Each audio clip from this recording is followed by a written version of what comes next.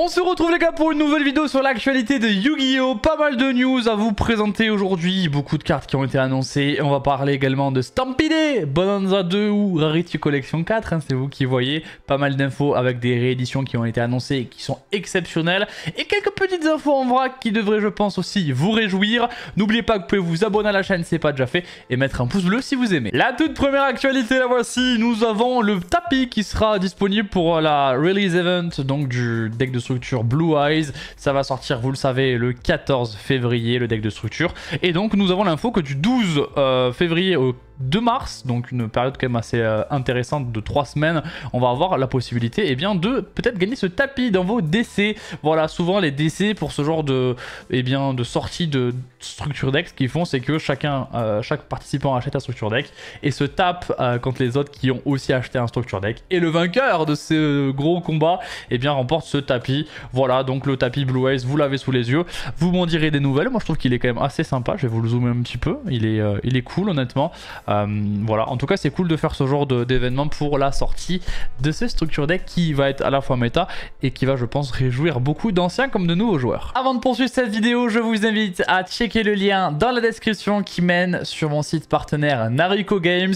C'est une boutique en ligne qui vient tout juste de se lancer, qui a été créée par 3 passionnés de TCG. C'est vraiment pas facile de se lancer en 2024 dans le monde du TCG. On sait qu'il y a beaucoup de concurrence, donc n'hésitez pas à checker leur boutique. N'hésitez pas à leur donner de la force parce que c'est vraiment des mecs qui méritent de réussir. Nous avons des infos également sur les régios. Les régios, il va y avoir des dates d'annoncer dans pas trop longtemps dans beaucoup de pays. On espère aussi la France. Hein. La France se restructure, vous le savez, au niveau de son organisation, vu qu'on n'a plus forcément le même fournisseur et on n'a plus également la même entreprise qui s'occupe du jeu organisé.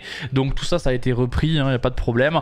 Et on va avoir des dates dans un moment, on ne sait pas quand. En tout cas, on sait le prochain tapis des régionales et des OTS Championship. Vous l'avez sous les yeux. C'est une carte qui n'est pas encore sortie chez nous. C'est une carte qui sort dans Suda. C'est la nouvelle carte Tenny qui est très jolie. Je n'ai plus le nom en tête. En tout cas, ce sera ça pour les régios et pour les OTS Championship.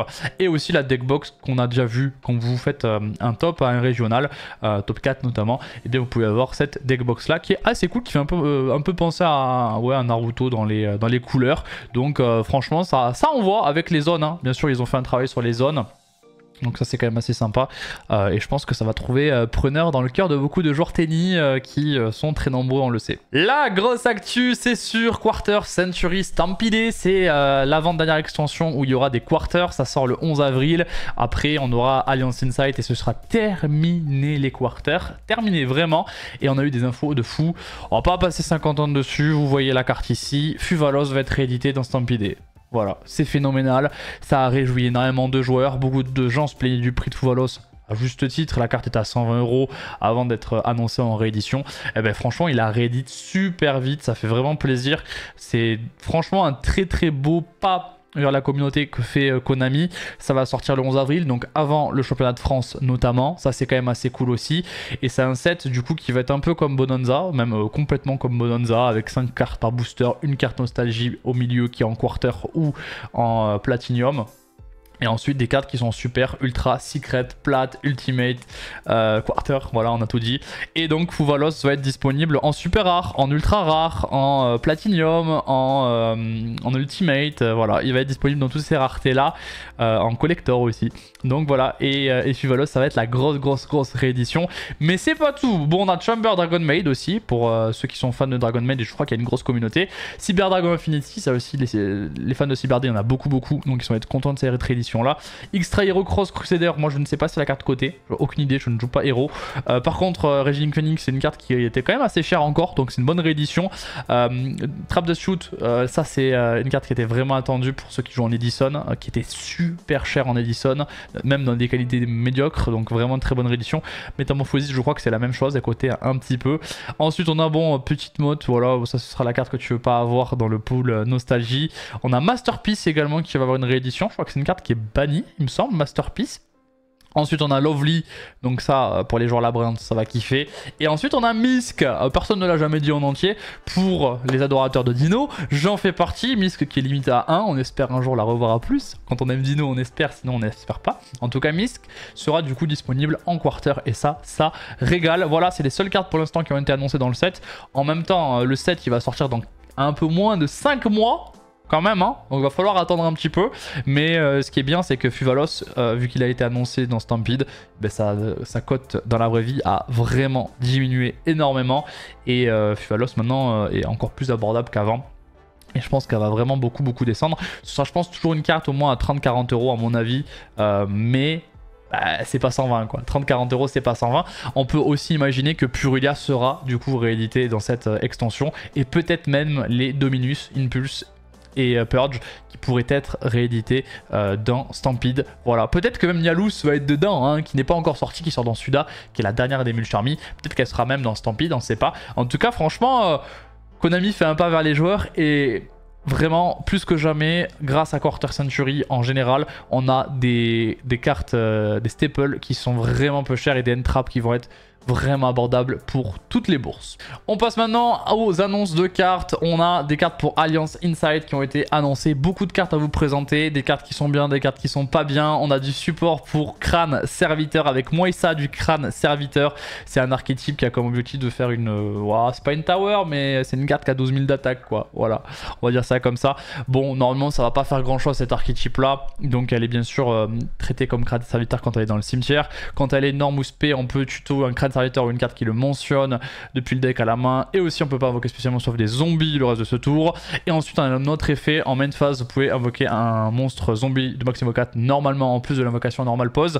Bon, c'est une carte que vous pouvez faire si vous faites une spé, ça vous permet d'avoir une extra norme et de tutoriser ce que vous voulez. Mais est-ce que en fait c'est le genre de cartes qui sont très intéressantes sur le papier, elles font des choses qui sont cool, mais est-ce qu'elles aident à améliorer les faiblesses du deck? Ça, c'est la question qu'il faut se poser. Je ne suis pas expert Crâne Serviteur, je ne sais pas s'il y en a beaucoup. Nous avons également Maître du Crâne Serviteur, qui est assez cool. Donc, si votre roi des crânes serviteurs, donc la grosse, attaque un monstre en position de défense, ça inflige des dommages perçants à l'adversaire. Et une fois par tour, vous pouvez cibler un crâne serviteur ou le roi qui est dans le cimetière et vous pouvez donc ça c'est le cost, donc vous ciblez en cost et ensuite vous envoyez un crâne serviteur ou un monstre qui le mentionne depuis le deck au cimetière, donc on foolish, et si on le fait on peut invoquer la cible, mais vous pouvez pas invoquer spécialement sauf des monstres zombies. C'est une carte à la fois pour forcer la battle et faire l'OTK, et à la fois pour de la recovery en foolish puis respect, donc c'est pas une mauvaise carte non plus, mais peut-être un petit peu lent quand même, parce que c'est une carte de Go 2. Ou alors, peut-être, je sais pas si elle est vraiment utile dans le combo Go First. À voir, j'en suis pas sûr. Nous avons également deux nouvelles cartes qui ont été annoncées. Donc des cartes Dragoniren, et ouais, pour Quarter Century Trinity Box. Donc ça c'est la box où on avait notamment les Punks, on avait Orcust, et ben on a aussi Dragoniren. Et donc on a deux nouvelles cartes Dragoniren, qui est un archétype comme je l'ai dit, qui est très apprécié. Donc Dragoniren de Dame, Lumière Dragon, Fusion bien sûr, 8000, enfin niveau 8, 2000 d'attaque, 3000 de def. Il faut deux monstres Dragoniren du même attribut mais de noms différents. Elle doit être d'abord invoquée spécialement depuis l'extra deck en bannissant les cartes ci-dessus. Une depuis le terrain, un depuis le cimetière. Donc c'est une fusion contact. Donc ça c'est quand même assez gratuit à faire, hein. Dans le combo on pourra la faire sans aucun problème. Ensuite on peut, lorsqu'elle est invoquée spé, invoquer spécialement un monstre Dragoniren de maximum 4 depuis le deck. Donc ça c'est super fort. Non seulement c'est une fusion contact, mais en plus quand elle arrive, SP un body du deck. Donc là c'est vraiment gratuit. Et en stand-by, on peut invoquer par fusion un monstre fusion dragon depuis votre deck en mélangeant ses matériels depuis le terrain ou bannissement dans le deck. Ça c'est du classique. Donc c'est une très très bonne carte pour Dragoniren à n'en pas douter. La deuxième carte du coup Dragoniren c'est Bécharme. Voilà, je sais pas si je le dis bien, 2008 au niveau de ses stats niveau 9. Les monstres fusion dragon que vous contrôlez ne peuvent pas être détruits par les effets de cartes de l'adversaire. Donc voilà, une petite protection pour les pop. Et ensuite, si vous pouvez la défausser pour invoquer spécialement un monstre Dragoniren depuis le cimetière ou bannissement. Et ensuite en battle phase, vous pouvez renvoyer cette carte à la main si vous le faites. On peut invoquer SP un Dragoniren depuis la main de max niveau 4. Voilà, bon c'est des cartes qui sont intéressantes. Je connais pas du tout les combos, notamment pour celle-ci qui a l'air d'être une carte très combo. En tout cas la première factuellement elle est forte. La deuxième je pense qu'elle va vraiment être importante dans le combo. Maintenant je ne suis pas du tout maître de cet archétype. Ensuite nous avons du support dans Alliance Inside pour les maîtres dragons. Les Dragon Rulers reçoivent du support Light Dark, donc ça fait beaucoup parler, ça a fait exploser le prix en plate et en quarter des maîtres dragons qui étaient dans Bonanza. Bon, nous avons Spector déjà, le petit bien sûr, hein, on a un petit parce qu'après il y a le gros. Donc Spector maître dragon des rayons qui peut se défausser en plus d'un monstre lumière ou dragon pour tutoriser deux maîtres dragons depuis le deck à la main. C'est super fort. Ensuite, on peut la bannir et un monstre lumière ou dragon depuis le cimetière, puis cibler un chasse-matisse, maître dragon des aurores depuis le cimetière et l'invoque SP. Donc on bat de lui plus un dragon ou un lumière pour spé la version grosse on va dire. Donc voilà, c'est pas mal. Alors attention, c'est qu'un seul des 2 effets par tour, donc ça c'est quand même une petite restriction, mais on a 2 effets qui sont assez forts, les deux effets sont très forts, donc c'est une bonne carte qui je pense sera jouée et qui est surtout moderne. Ensuite on a Nebulous, maître dragon des ombres, qui a un artwork vraiment trop cool, qui donc est le pendant mais pour les dark hein, des Dragon Ruler, des baby Dragon Ruler. Donc on peut la défausser ainsi qu'un monstre ténèbres ou dragon pour cibler 2 de monstres maître dragon d'attributs différents qui sont bannis, et on peut les invoquer spécialement mais ils peuvent pas attaquer ce tour. Donc c'est pour faire une Xyz notamment, enfin en tout cas on peut en faire une Xyz et c'est un peu comme ça que c'est vu je pense.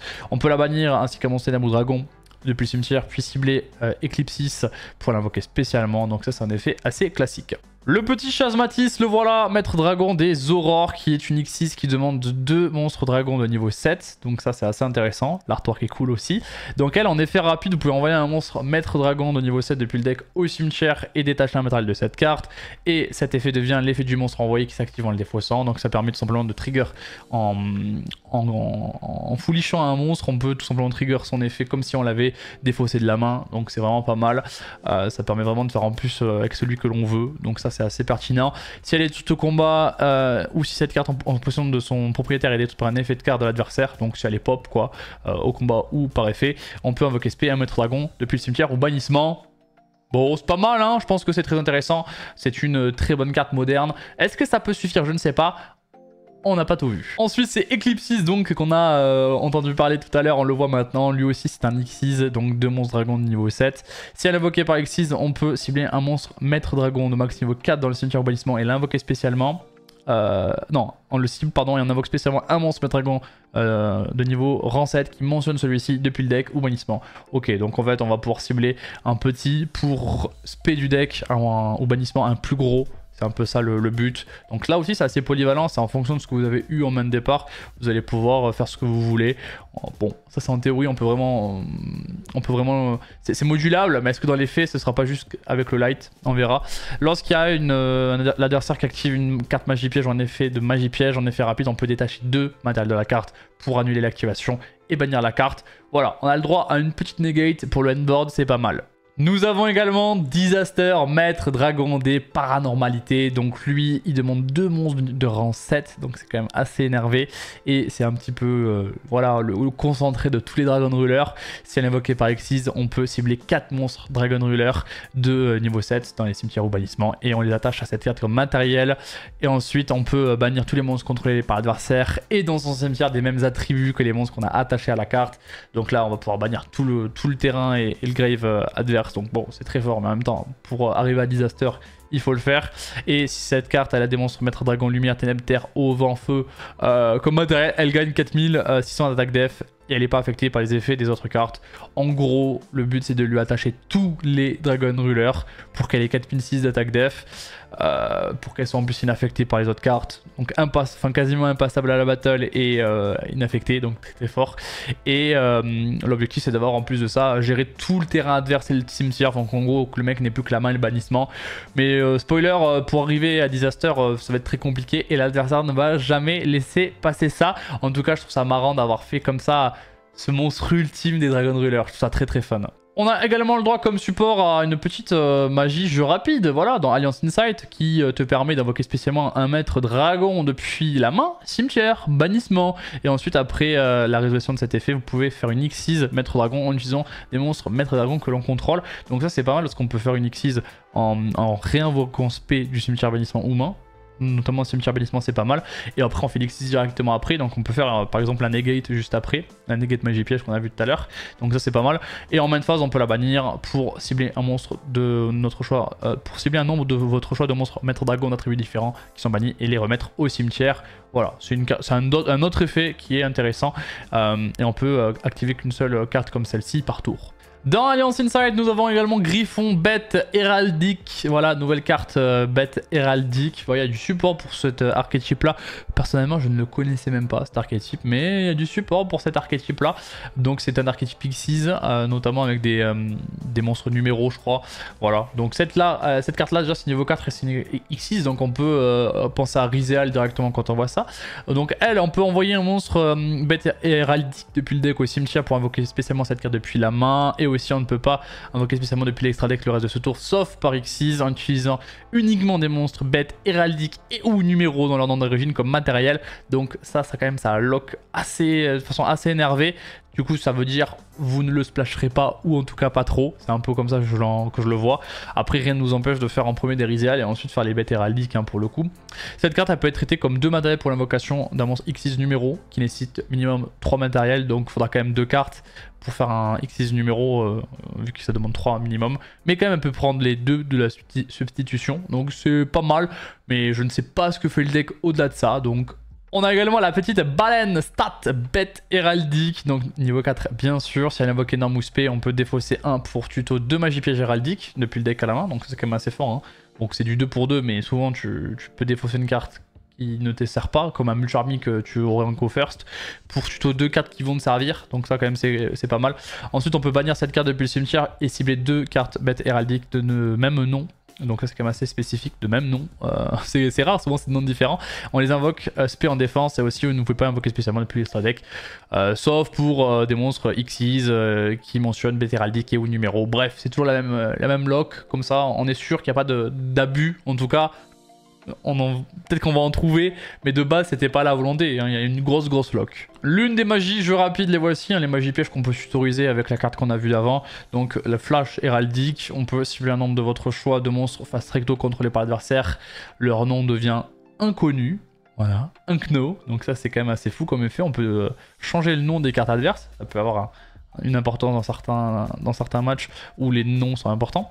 En end phase, si cette carte elle est dans le cimetière et que vous contrôlez un monstre Xyz psychique, vous pouvez poser cette carte, mais elle est bannie lorsqu'elle quitte le terrain. Bon, il y a un délire avec les monstres Unkno, c'est pour ça aussi que ça change le nom. Nous avons le numéro 69, emblème héraldique torrent de la démolition. Ouais, le nom est très long, qui demande 4 monstres de niveau 4 à la base. Lumière psychique Xyz effet, donc elle peut être Climb, donc elle peut être Xyz rank up par le numéro 69 emblème héraldique qui est la carte à la base, donc ça c'est quand même cool. Donc on transfère les matériaux à cette carte et l'effet qu'elle a vraiment intéressant autre que le Climb, c'est lorsqu'il y a un effet de monstre qui est activé sur le terrain de l'adversaire ou lorsqu'il y a une battle. Vous pouvez invoquer spécialement le numéro 69 démolition de matière noire depuis votre extra deck en utilisant cette carte comme matériel. Et ensuite on détruit le monstre de l'adversaire. Donc s'il y a de la battle ou un effet, on peut pop. Donc c'est pas horrible. Mais je ne sais pas ce que fait l'autre, le numéro 69 emblème héraldique démolition de matière noire. Mais juste pop, ce sera pas assez comme interaction, il faudra faire beaucoup plus. Le voilà, le numéro 69, emblème héraldique, démolition de matière noire. Donc c'est celui qu'on peut climb par-dessus quand il y a un effet de monstre ou une battle, une déclaration d'attaque. Donc on peut pop le monstre adverse et lui il arrive sur le terrain. Il est non destructible ni au combat ni par effet de carte. Et donc on va devoir le bounce ou le bannir. Une fois par tour en effet rapide, vous pouvez détacher un matériel de la carte puis cibler un monstre face recto contrôlé par l'adversaire et il devient inconnu. Son nom devient inconnu. Et ensuite, lorsqu'il y a un effet de monstre qui est activé par l'adversaire et résolu, si le nom du monstre est inconnu, vous annulez l'effet. Donc l'effet de une fois par tour, donc l'effet pour cibler un monstre qui devienne inconnu, c'est une fois par tour. Mais par contre, l'autre effet, c'est pas une fois par tour. Donc ça veut dire que si vous avez rendu le nom de l'un des monstres adverses comme inconnu au préalable, comme avec la magie jeu rapide, bah c'est-à-dire que vous pouvez negate tant qu'elle est là plusieurs cartes qui ont comme nom inconnu. Donc ça quand même attention, attention, c'est une nouvelle forme de faire des negates, c'est assez marrant, c'est une negate en plus en résolution comme le terrain un petit peu Rizéal.